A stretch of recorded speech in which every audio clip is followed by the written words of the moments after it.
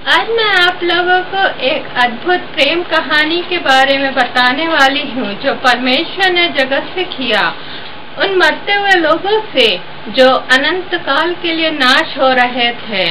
यह कहानी उस समय की है जब परमेश्वर ने सृष्टि की रचना की थी। उन्होंने आदम और हव्वा नाम के दो लोगों को बनाया और उन्हें अदन की वाटिका में रखा।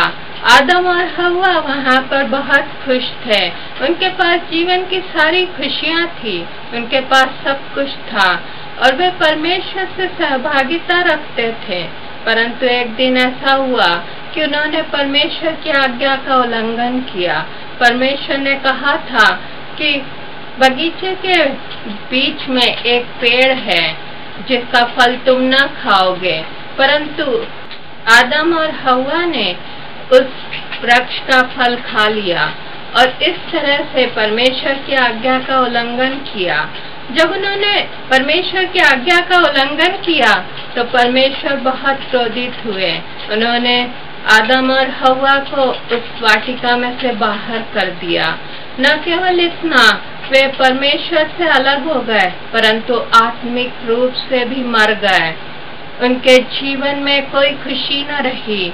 उनका जीवन दुख और निराशा से भर गया। उनके जीवन में पीड़ा आ गई, यहाँ तक कि मृत्यु भी इस संसार में आई। तो हम देखते हैं कि उनका जीवन बहुत दूभर हो गया। परंतु परमेश्वर उनके इस दुखमय जीवन को न देख पाए और उन्होंने उनके लिए एक उपाय किया। परमेश्वर ने एक जानवर का वध किया और उसके लहू को बहाकर उन्हें पापों की क्षमा दिलाई। न केवल इतना, परंतु परमेश्वर ने उस जानवर की खाल को उन्हें पहनने के लिए दिया ताकि उनकी नग्नता उनसे छुप सके। यहाँ पर हम देखते हैं परमेश्वर के उस बड़े प्रेम को जो उन्होंने उस मनुष्य पर दर्शाया, जिन्होंने परमेश्वर को तुच्छ जाना, जिन्होंने परमेश्वर की आज्ञा का उल्लंघन किया, परंतु परमेश्वर ने उन पर दया दिखाई। परंतु हम देखते हैं कि जो जानवरों का लहू बहाया जाता था, उन्हें वध किया जाता था, वह एक सिद्ध उपाय नहीं था। इसलिए परमेश्वर ने यह सोचा कि मैं खुद आऊंगा और इस संसार में आकर मानव जाति के पापों को अपने ऊपर उठाकर क्रूस की मृत्यु को सह लूंगा।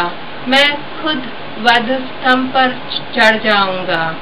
इस तरह से परमेश्वर ने एक उपाय को किया और वे संसार में आए।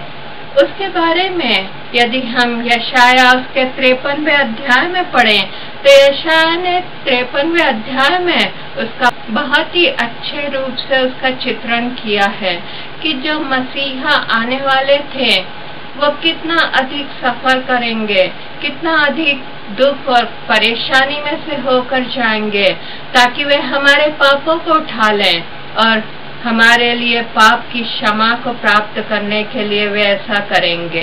यहाँ पर हम 3 पद में पढ़ते हैं, वह तुच्छ जाना जाता और मनुष्यों का त्यागा हुआ था। वह दुखी पुरुष था, रोग से उसकी जान पहचान थी और लोग उससे मुख फेर लेते थे। वह तुच्छ जाना गया और हमने उसका मूल्य न जाना। यहाँ पर हम देखते हैं कि परमेश्वर ने प्रभु यीशु मसीह को इस संसार में भेजा और जब वे संसार में आए तो लोगों ने उन्हें तुच्छ समझा। लोगों ने उनका तिरस्कार किया क्योंकि उनके काम बुरे थे। वे पवित्रता में आना नहीं चाहते थे। वे नहीं चाहते थे कि वे परमेश्वर की उपस्थिति में आए, इसलिए उन्होंने परमेश्वर का तिरस्कार किया। इसलिए प्रभु यीशु मसीह को भी बहुत दुख उठाना पड़ा। फिर 4 पद में हम पढ़ते हैं, निश्चय उसने हमारे रोगों को सह लिया और हमारे ही दुखों को उठा लिया, तो भी हमने उसे परमेश्वर का मारा कूटा और दुर्दशा में पड़ा हुआ समझा। यहाँ पर हम देखते हैं कि प्रभु यीशु मसीह ने हमारे दुखों और हमारे रोगों को अपने ऊपर उठा लिया।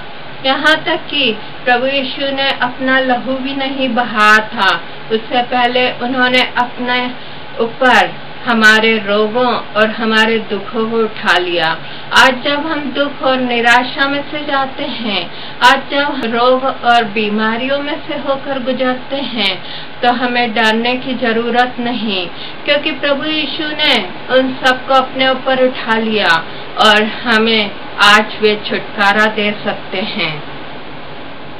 5वें पद में हम पढ़ते हैं, परंतु वह हमारे ही अपराधों के कारण घायल किया गया, वह हमारे अधर्म के कामों के हेतु कुचला गया, हमारी ही शांति के लिए उस पर ताड़ना पड़ी कि उसके कोड़े खाने से हम लोग चंगे हो जाएं। प्रभु यीशु ने कोड़ों की मार खाई ताकि हमारे शरीर में चंगाई आ सके। प्रभु यीशु ने हमारी शांति के लिए अपने ऊपर ताड़ना ले ली। प्रभु यीशु हमारे लिए कुचला गया, वह हमारे अपराधों और हमारे पापों के कारण उस क्रूस पर चढ़ाया गया। प्रभु यीशु ने अपना पवित्र लहू हमारे लिए बहा दिया ताकि मुझे और आपको पापों से क्षमा मिल सके। मेरे प्रिय भाइयों और बहनों, आज कितने ही लोग हैं जो पापों की क्षमा को ढूंढ रहे हैं।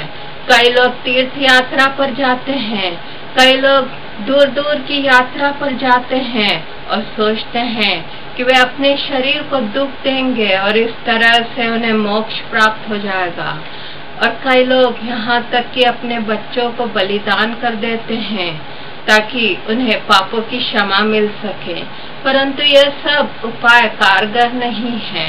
इन सब चीजों से आपको पापों से मुक्ति नहीं मिल सकती, परंतु केवल एक ही उपाय है कि आप प्रभु यीशु के चरणों पर आ जाएं ताकि आपको पापों से क्षमा मिल सके।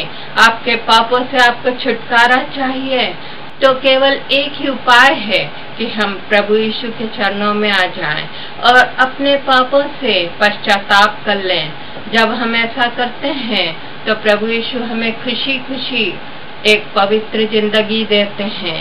वे हमें हमारे पापों से छुटकारा देते हैं और हमें अनंत जीवन या सनातन जीवन देते हैं। मेरे प्रिय भाइयों और बहनों, क्या आप इस सनातन जीवन को प्राप्त करना चाहते हैं? क्या आप अपने पापों से छुटकारा पाना चाहते हैं? यदि हाँ, तो आइए इस प्रार्थना को मेरे साथ कीजिए। प्रेमी प्रभु यीशु, मैं एक पापी व्यक्ति हूँ, मेरे पापों को आप मिटा दीजिए, मुझे अपने पवित्र लहू से धोकर शुद्ध कर दीजिए। जब मैं संसार में अंतिम सांस गिनूं तो मैं आपके चरणों पे आ सकूं, मैं स्वर्ग के राज्य में प्रवेश कर सकूं, ऐसी कृपा मुझे आज दे दीजिए। प्रभु, मैं जानता या जानती हूँ कि आप मेरी प्रार्थना को सुन रहे हैं, इसलिए आपको धन्यवाद देता या देती हूँ। प्रभु यीशु के नाम से मैं मांगता या मांगती हूँ। आमीन।